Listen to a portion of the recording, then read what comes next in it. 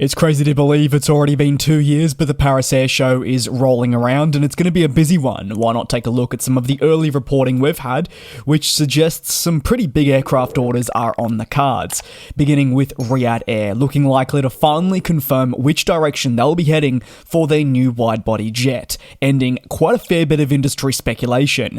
Set to debut at the edition of the Paris Airshow, Airbus has seemingly won the contract from the upcoming Saudi Arabian-based carrier, having put forward its long-haul jet as a prospective option and being successful. The deal I speak of is set to include 25 A350-1000s following previous reporting you may remember that suggested a possibility of up to 50 planes being ordered. The exact specifics of this deal are yet to be, of course, publicised, as it's yet to be formally confirmed.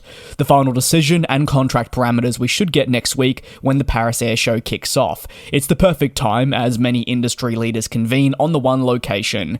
Riyadh Air believes that the addition of a high-capacity wide-body aircraft such as the A350-1000 will be crucial to its long-term network development and obviously help solidify its position within the industry, remembering it still hasn't launched. The carrier has been pretty ambitious right from the beginning, knowing it'll debut with a fleet of 787s, then leveraging the A321neo series to help develop its medium-haul network. Looking ahead, adding the A350-1000, it'll provide much-needed capacity to the international network and solidify the airline's fleet as one of the youngest in the world, certainly one of the most efficient as well. Despite the airline having reached a decision, the journey to the A350-1000 has been one of many bumps and has required much consideration. Riyadh Air initially requested an order for aircraft such as the A350-1000 last year. Having delayed the launch due to delivery delays, this definitely didn't stop them in their intent to grow. While Airbus put forward the A350-1000 as an option, there was competition from Boeing, which had also offered their 777-9, part of the 777X, to act as really your competing offer. In typical fashion, an airline issues RFPs, known as request for proposals, to leading aircraft manufacturers to get them to present their best product, terms and more, which are then taken into consideration before a deal is finalised. Given the complications around the 777X series and the inability to meet the deadline and obtain certification thus far, there has been a bit of external noise about what the potential impact may have been on Riyadh Air, given the delayed delivery and struggles in a lot of customers bringing on the aircraft. So for Riyadh Air, this order was hugely important and it needed to look both ways, conduct its due diligence, and it's now seeming that it's headed towards Airbus for that. Over to the next story, and that sits with Royal Air Maroc, who have also become the newest airline to seemingly be set to confirm a major new deal. The Paris Airshow approaching once more, the perfect place for all of this to take place. The new deal is set to include a strong focus on not just the renewal of the fleet, but also growing the number of aircraft that are available as part of the broader business, preparing this company for the 2030s and beyond. For Boeing, its long-standing relationship with Royal Air Maroc is expected to extend further, with additional commitments placed for the 737 MAX and the 787 expected to be confirmed. The Moroccan carrier already has 11 Dreamliners to its name, comprising of 5 of your 787-8s and 6 of the 787-9s. Additionally, they have 4 MAX jets in their fleet, all of which are for the 737-8. While these aircraft are part of the future, there are also 28 of the 737NGs still listed to its name. So Royal Air Maroc, you would feel, is certainly requiring more of that efficiency, and planes like the 787 Dreamliner are going to be key in a bid to add capacity to markets in future decades. It arguably does not have enough at the moment, and certainly not for the future. While Royal Air Maroc primarily relies on Boeing to power its fleet, particularly for its jet-powered operations, this is expected to change. The company will shift its focus to Airbus and the regional powerhouse in the A220, with this plane aiming to improve its regional connectivity and help develop short to medium haul routes as well. Royal Air Maroc's deal for the A220 is likely to include 20 units from the family. However, the contract specifications have not yet been publicly confirmed. This expected to be announced, like I've said from right at the beginning, next week. Ultimately, the new deal, although it may be more surprising for Airbus as a whole, it shouldn't come as a shock, with the intention very clear that growth will be at the forefront of Morocco's focus moving forward.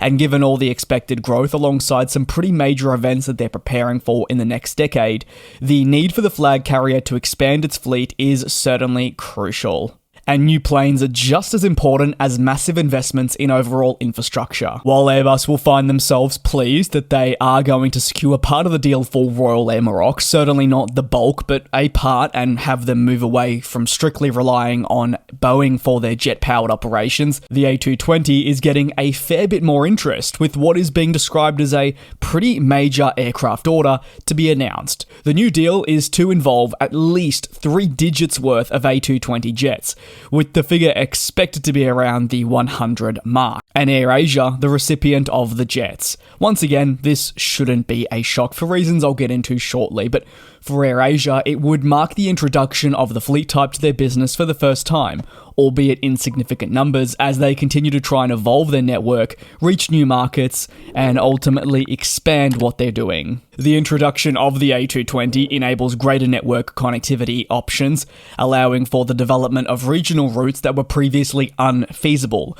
Generally, AirAsia has already outlined its long-term focus on growth across secondary airports. These airports have a fantastic market demand, but you feel that the group has stated more and more that they may not require always larger planes, and that can stretch as far as the A320neo family. So therefore, internally, AirAsia is of the opinion that another option is required.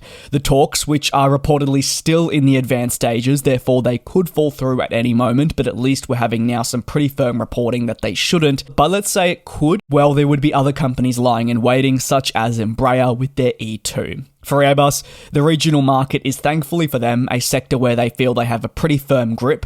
This is primarily aided by the absence of a competitor to the program from their arguably fiercest rival in Boeing. Yes, a 7377 model exists. Yes, this is also uncertified, but it still isn't quite what airlines are looking for in terms of a regional powerhouse in the A220. You're therefore really just putting the A220 up against Embraer, and yeah, maybe I'd also include Comac in that, even though it doesn't have that widespread adoption and clearance like we've seen the aforementioned 2 products. So Airbus would be relatively comfortable that given their relationships, given their reputable product, that they would stand to get more of those aircraft orders.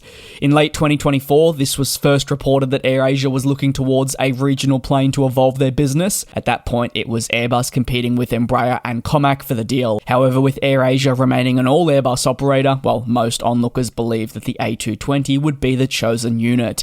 The AirAsia group heavily relies on Airbus. They do so now, and they certainly will in the future. So while the A220 does represent a new fleet type, you'd like to think that it should just seamlessly work its way into their operations, and it'll be fascinating to see where they go on to deploy these jets.